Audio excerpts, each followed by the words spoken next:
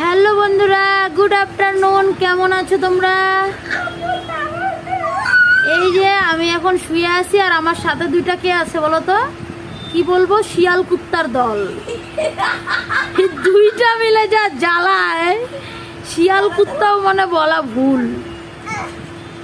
এই যে দেখছো, শিয়ালের দল, শিয়ালের দল।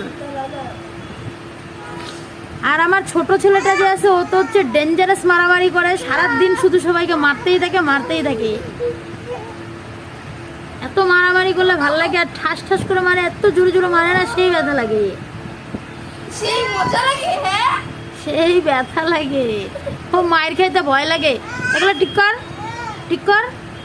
হ্যাঁ, হাতটা তো চুলকাচ্ছে।